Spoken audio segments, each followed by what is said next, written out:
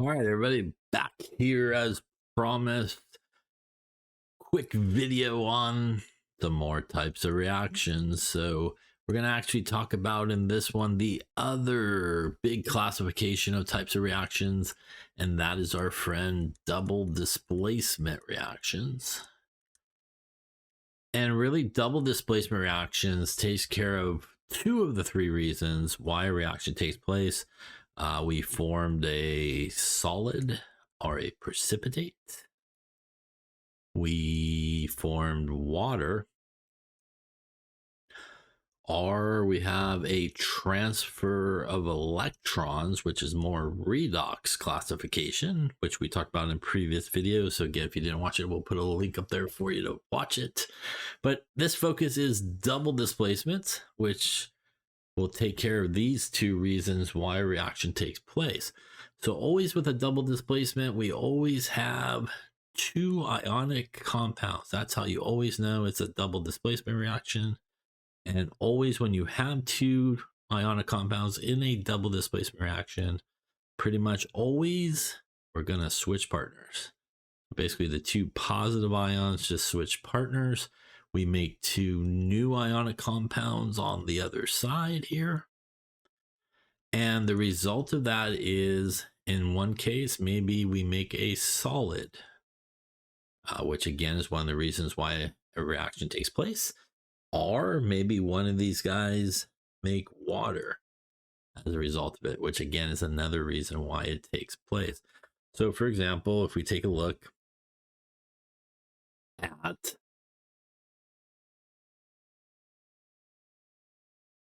potassium iodide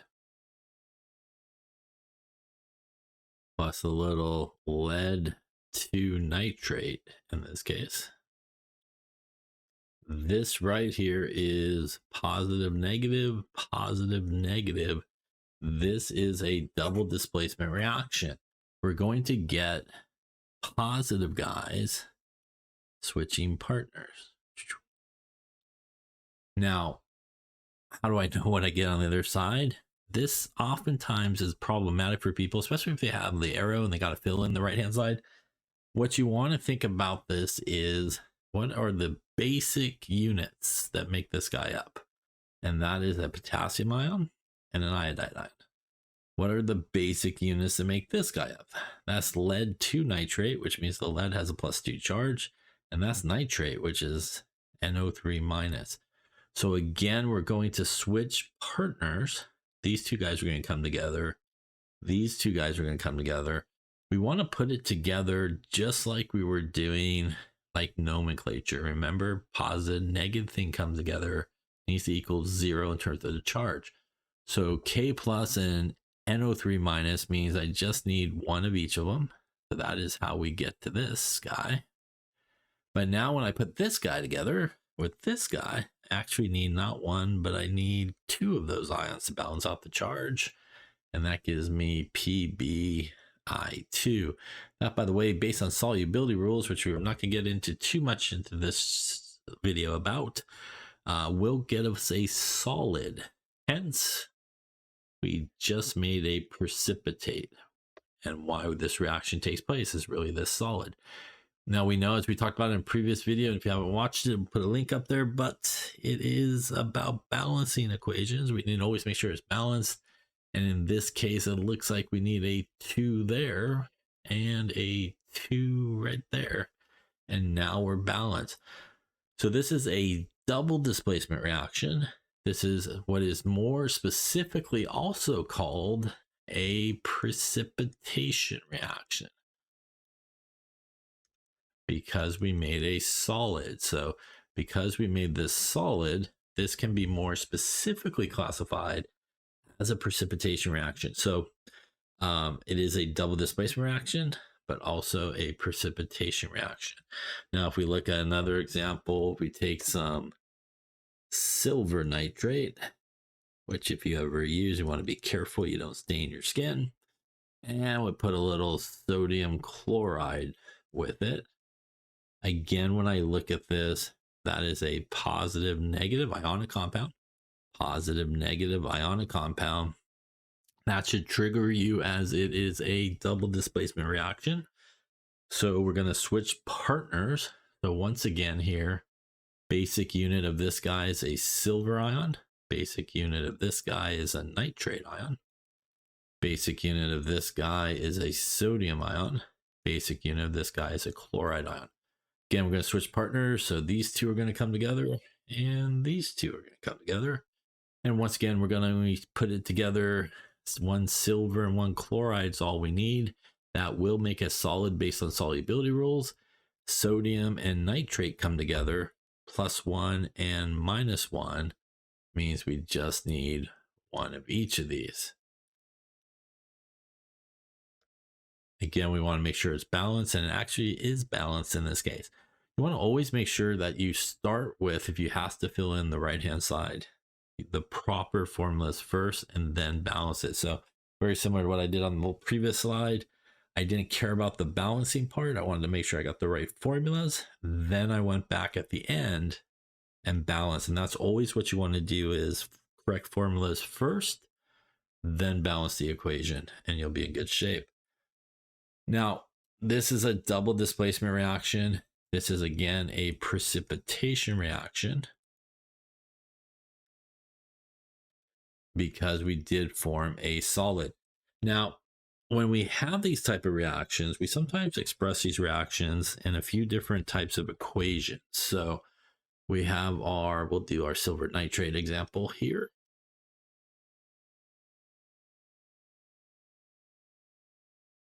Sodium chloride, making our silver chloride solid, and our sodium nitrate here.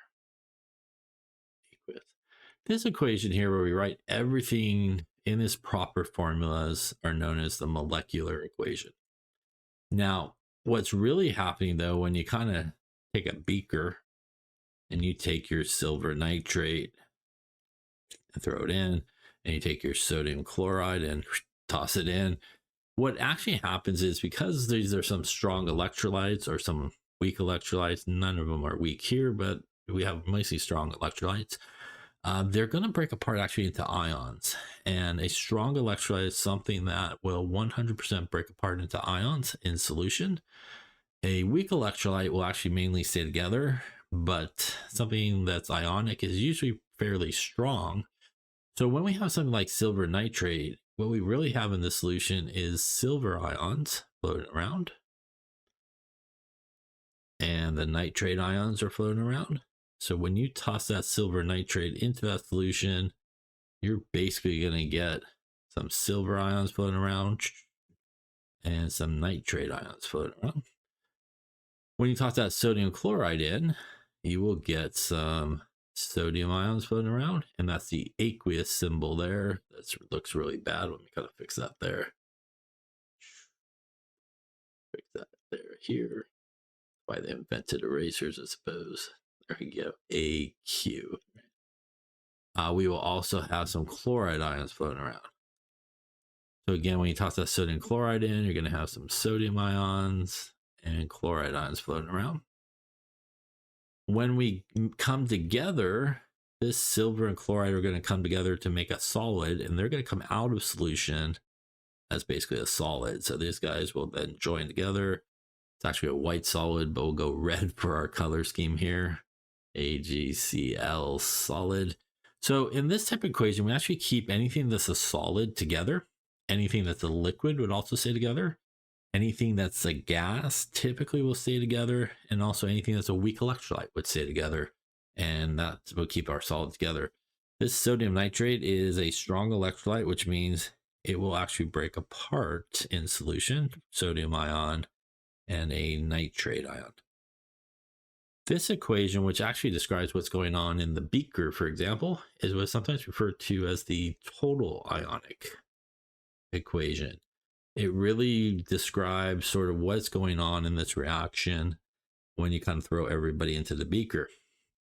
Now, if you look at the total ionic equation on the left-hand side and the right-hand side, you will find some ions that are exactly the same. So here we have a sodium ion on the left and a sodium ion on the right, exactly the same. We have a nitrate ion on the left and a nitrate ion on the right. Also exactly the same. Now, these ions here are what are referred to as spectator ions. And if you are a spectator, that means you're just watching. As you can see in my wonderful picture here, our sodium ions just floating around, our nitrate ions just floating around. They're just out for a swim. They're really not participating in any type of product formation in this case. So when you have that, what you could do is take the spectator ions on each side of the total ionic equation and cross them out. And that will leave you the third type of equation, which is what's really going on when you mix the silver nitrate and the sodium chloride together. And it's the silver ion from the silver nitrate going to go find the chloride ion from the sodium chloride. And those two guys, as we scribbled out earlier here, will then come together and make this solid. And this is ultimately what is happening in this reaction. And this reaction here is what is sometimes referred to as the net ionic equation. It is the equation that basically cuts down to the heart of what is happening when you mix these two things together. It is that silver ion coming together with the chloride ion, and they're going to make, based on their solubility rules, a solid or a precipitate, which once again is why we call this a precipitation reaction. It is again still a overall classification of double displacement happening. So precipitation reaction is a specific classification of a double displacement reaction, which accounts for a solid being formed. What else happens in a double displacement reaction? Well, if we take an acid, especially a strong acid, and react it with a strong base, we will get two things that form a salt plus water, basically. So if we take hydrochloric acid, which is a strong acid, and react it with sodium hydroxide, which is a strong base, this is a strong acid and a strong base. This is really a double displacement, positive, negative, positive, negative. That means this is really H plus and Cl minus. This is really Na plus and OH minus. Just like we talked about before, we're going to switch partners. These two guys are going to come together, and these two guys are going to come together. That Na plus and Cl minus will make sodium chloride, and that is the salt. A salt is a fancy word, not sure how fancy it is a fancy word for an ionic compound. Again, that's a really badly written aqueous symbol there. I know. I'll get it written one of these days, right? There we go. Now, what else happens? Well, the H plus from the acid, OH minus from the base, that's two hydrogens and an oxygen. That's going to make my water in this case, right? So that's my water. And this is a double displacement reaction where we formed water. That again is one of the three reasons why a reaction takes place. And that is typically what you always make when you take a strong acid and strong base together. You will always form water. So what is ultimately happening when you take a strong acid and strong base together? We could actually write those three equations to understand what is going on here. So if we take our molecular equation, which is our hydrochloric acid plus our sodium hydroxide, going to make our salt here, sodium chloride, and our water. So this is our molecular equation. Once again, when you go and dump a strong acid and strong base into a beaker, they are both strong electrolytes, which means they're going to 100% break apart. So you're going to get some H plus and Cl minus from that. And when you take your sodium hydroxide and drop it in, you can get a little sodium ion and hydroxide ion floating around. So we could break this up into H plus and Cl minus. Our sodium chloride will also break apart into Na plus and OH minus. Our sodium chloride will break apart into Na plus and Cl minus. And our water, which is a pure liquid, I'll go underneath since I'm running out a little bit of room, is going to stay together. So this is our total ionic equation. And again, we can find our spectator ions by looking on each side of the arrow and finding the things that look exactly the same. So chloride on the left, chloride on the right, sodium on the right, sodium on the left. Those again are going to be our spectator ions, just hanging out and watching. So we're going to cross those guys out on both sides.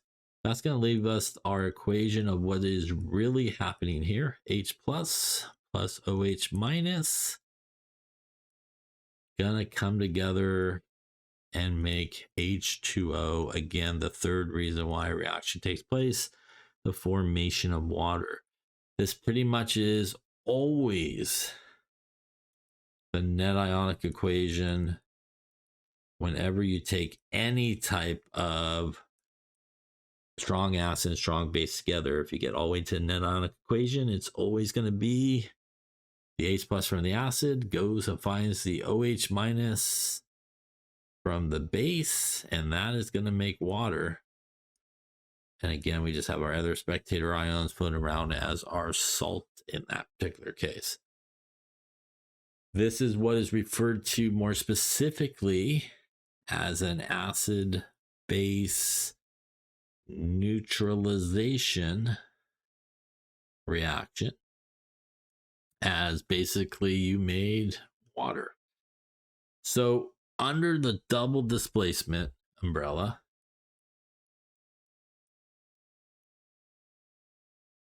we have more specific classifications of a precipitation reaction,